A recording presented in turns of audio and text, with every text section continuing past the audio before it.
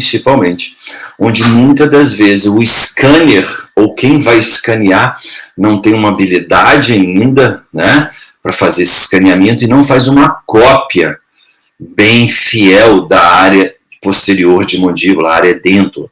E isso na hora de desenhar o guia, muitas vezes se essa área tem uma movimentação, né, o modelo que chega para o centro de planejamento, ele vem alterado, tá?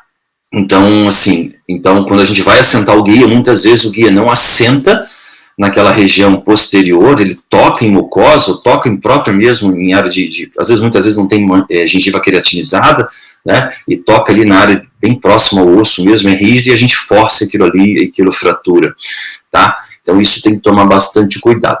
Nesses casos que eu vou mostrar para vocês aqui, eu vou detalhar cada um deles, tá? Cada um deles. Depois que fratura, principalmente ontem, depois que fraturou o guia, eu parei, né, assim, o que houve para poder ter fraturado esse guia? E esse guia, ele fraturou quando a gente estava colocando o extrator de mucosa. Olha que louco, né? No extrator de mucosa o guia fraturou, tá? Então isso tem que tomar bastante cuidado na hora de prestar atenção nisso. Por isso que a gente, na maioria das vezes, a gente faz um checklist de todo o processo, né? Fora da boca, a gente faz um checklist, eu vou entrar nessa foto aqui para a gente entender um pouquinho melhor. A gente faz um checklist de todo o processo, tá? Antes de fazer a cirurgia, tá bom? Antes de fazer a cirurgia. Nesses casos, então, o que tem essa foto aqui? Essa foto eu estou fazendo um checklist, tá? Estou fazendo um checklist do que eu preciso, tá? Durante a cirurgia. Então, nessa foto eu fiz uma fotografia da parte interna do guia cirúrgico, beleza? A gente fez uma fotografia interna e eu faço a prova do guia do passador de fresa do sistema que eu trabalho. É claro, eu trabalho com um sistema de implantes, eu faço a prova do sistema do que eu trabalho e checo se esse meu passador de fresa ele está com o assentamento correto. Primeira causa de fratura é você forçar o guia cirúrgico, mesmo que ele tenha espessura, mesmo que ele tenha, enfim, desenho bacana. Se a gente força, ele é uma resina, né? Ele é uma resina que muitas das vezes, eu vou aumentar essa foto para vocês entenderem o que eu estou falando.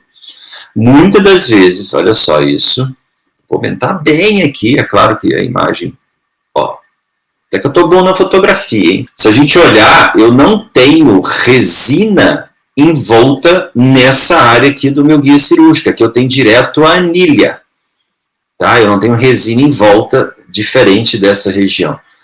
Entendeu? Então, teoricamente, eu tenho uma área mais fina aqui, mais friável, né? Digo, menos resistente, que se eu forçar muito, dependendo da impressão, enfim, dependendo do tipo de resina, eu posso gerar um estresse muito grande e levar a fratura. E é um extremo livre, pior ainda, porque o extremo livre, muitas das vezes, aí entra a dica que a gente dá sempre quando for fazer desenho de guia cirúrgico, sempre que possível, esse guia cirúrgico, ele precisa tocar além de tocar em dente, ele precisa tocar em mucosa, tá? Quando a gente tem extremo livre, beleza? Por quê? Se eu tocar só em dente e deixar em balanço, digamos assim, né? Deixar tipo como se fosse um protocolo em balanço, eu corro um risco muito grande, primeiro, de fazer uma movimentação no guia cirúrgico, né, e a gente não prestar atenção nisso, se não tem muita experiência, a gente fazer uma movimentação na hora que eu forçar esse passador de fresa para encaixar na anilha, né, essa foto está invertida, e eu não tiver um apoio em mucosa nessa região, aqui tem, tá, gente? Por isso que esse guia está maiorzinho, tá? Se eu não tiver um apoio em mucosa, nessa região, principalmente distal, eu vou gerar um movimento, né, uma báscula nesse guia, né, eu vou gerar uma força excessiva nesse guia que eu posso gerar uma fratura, tá? Posso gerar uma fratura nessa região aqui. Que foi o que aconteceu nesse candango aqui, ó. Esse cara aqui, tá? Nesse cara aqui, entendeu? Por quê? Porque eu conversei com a pessoa que fez isso, ele me ligou, Marcos, aconteceu isso, aí vamos reavaliar o caso, enfim, dessa forma. Tá? Então a gente precisa tomar cuidado em relação a isso. Então é importante conhecer todas as etapas. A gente, quando faz cirurgia guiada, eu até entendo, vamos fazer lá um credenciamento, é bacana, mas a gente precisa entender todo esse processo para até mesmo discutir isso com o centro de planejamento. Da mesma forma, quando a gente trabalha com laboratório de prótese, a gente discute alguma coisa, olha, melhor aqui, entendeu? Não gostei aqui, não é jogar na mão do protesista e, se vira aí, né? A mesma coisa de cirurgia guiada, não é simplesmente jogar na mão do planning center e falar, se vira aí e faz. Né? Por que eu falo? O que levou a fratura deste guia aqui? Este aqui, tá? Depois que eu fiz, bonitinho, tá? Eu fui checar, ele fraturou no extrator de mucosa, a gente foi avaliar o que houve, efetivamente, né, com a imagem sumiu aqui, né, senão a galera não gosta, beleza? Se a gente parar para pensar, vamos analisar agora tecnicamente um guia cirúrgico, a importância disso. A gente aqui internamente, a gente tem a anilha, tá? E eu tenho o meu passador de fresa, tá? O meu passador de fresa aqui que está nivelado com a minha anilha, tá? Nivelado. É importante que o passador de fresa sempre esteja, digamos assim, a base inferior, né? A plataforma inferior do passador de fresa, ela precisa obrigatoriamente estar nivelada com a plataforma inferior da anilha. Se seu passador de fresa não tiver nivelado, entendeu? Você tem um sério risco de não ter um assentamento do guia cirúrgico, um assentamento do passador de fresa. E se o passador de fresa não assenta, você tem uma situação que não é favorável, porque a sua referência ela não vai estar correta, uma vez que ele não assenta, ele não vai estar correto. Mas eu vou explicar isso mais para frente, tá? Que tem outras situações também que não ocorrem.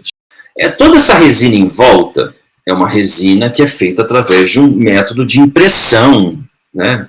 Basicamente, tá? E é claro, todo mundo sabe que resina fotoativada, tá? Ela tem propriedade inerente, que é a contração de polimerização, enfim, uma série de coisas. Quem trabalha com impressão sabe muito bem o que eu estou falando. Qualidade da resina, temperatura da resina, tipo de resina, cor da resina, qualidade, sei lá, um monte de coisa. Tá? Quando houve a fratura do meu guia cirúrgico, o que acontece? Todo o centro de planejamento, deixar claro isso, gente, que isso não é uma coisa que a gente vai aprendendo com o tempo. E, tipo assim, é só assim que a gente consegue também crescer junto com centros de planejamento, tá? Quando faz o encaixe dessa anilha, né, tem essa resina que está excedente aqui, essa anilha, o planejamento ele é baseado único e exclusivamente na anilha, tá? O centro de planejamento ele possui uma biblioteca virtual que a referência é implante anilha. Tá bom?